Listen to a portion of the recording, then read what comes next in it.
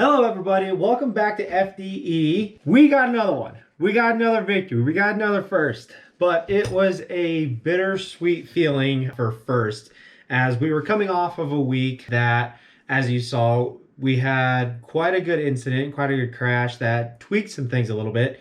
And this race weekend, it was great. Yes, we got the win, but I still left unsatisfied because the cart is still not where it needs to be. There's still something up with it, and I don't know what it is. We ordered a part, the part that got bent, and we're gonna slap that on, hopefully scale it out again, and hopefully it'll all get back to where it was.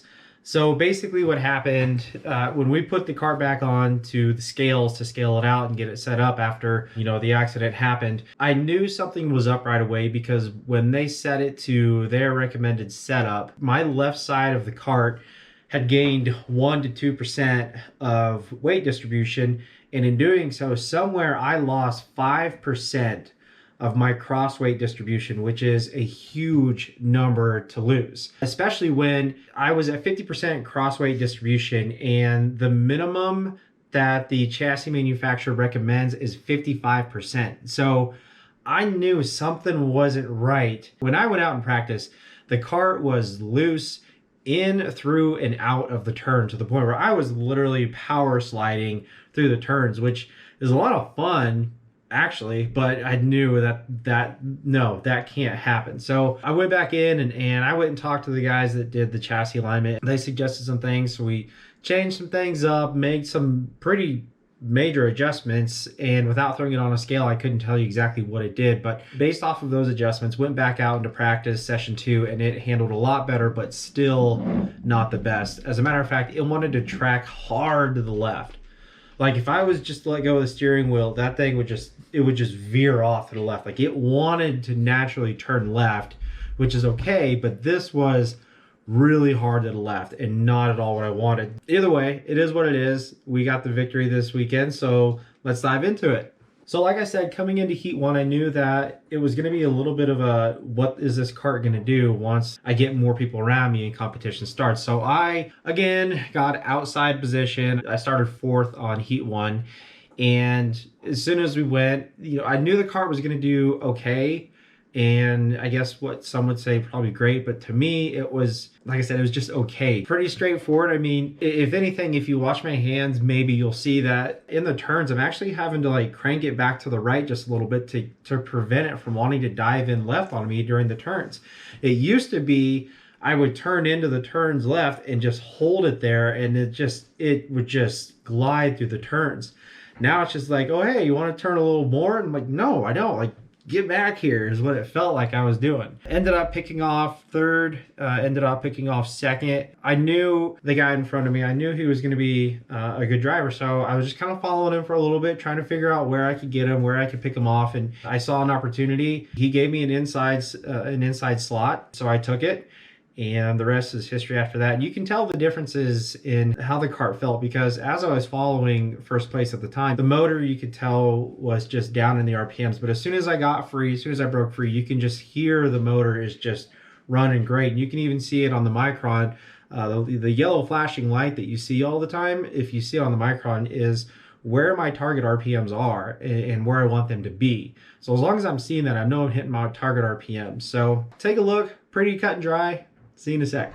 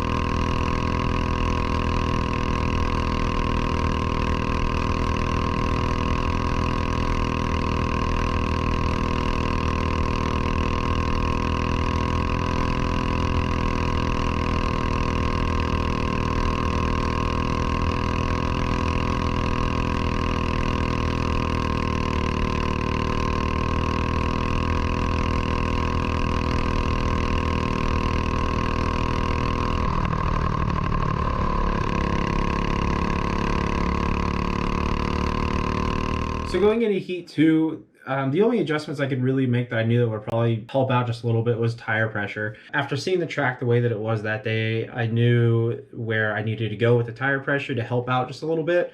I almost thought about running negative stagger on the tires, but went against it just because negative stagger is something you very rarely run unless on an extreme condition for whatever reason. The idea is that it would have probably helped a little bit from keeping it to want to turn left so hard. But my fear was that doing a negative stagger would have ended up giving me less grip for the trade-off of not turning so hard to the left. That wasn't a good enough trade-off for me to gamble with.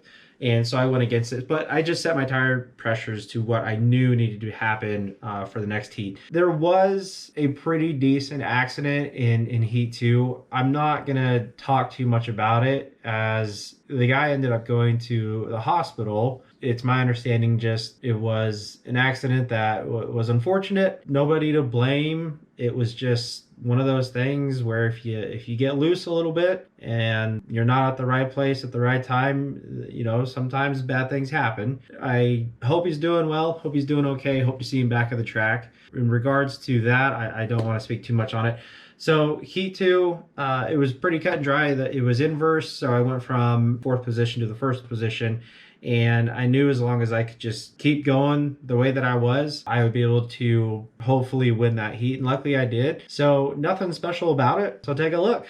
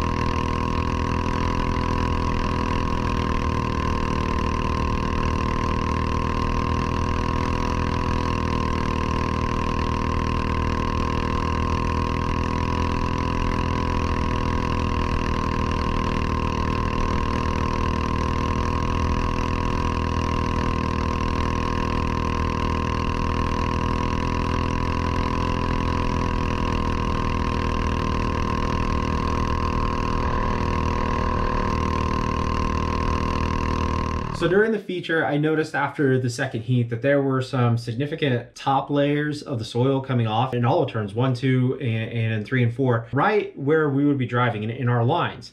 And basically what that means is that the topsoil is compacted as we drive on it, and it creates a good, solid, rubbery, almost asphalt-like condition that our tires love to grab.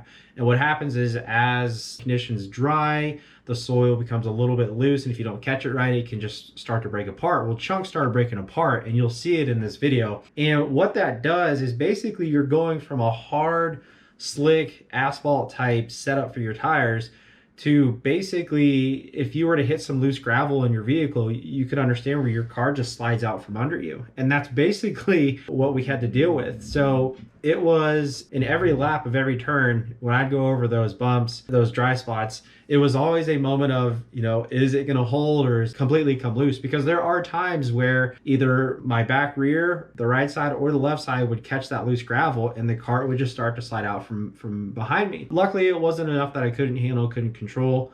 Luckily, by the time the cart rolls through that and starts to slide, the asphalt like portion of the track catches back in and the tires are able to catch again. But it was one thing to look out for and watch during the races. Besides that, it was pretty cut and try. Started first, ended up first. Very, very happy to still see us continue to progress the way that it is. But I'm still bittersweet about this win because the kart is not as good as I think it could be.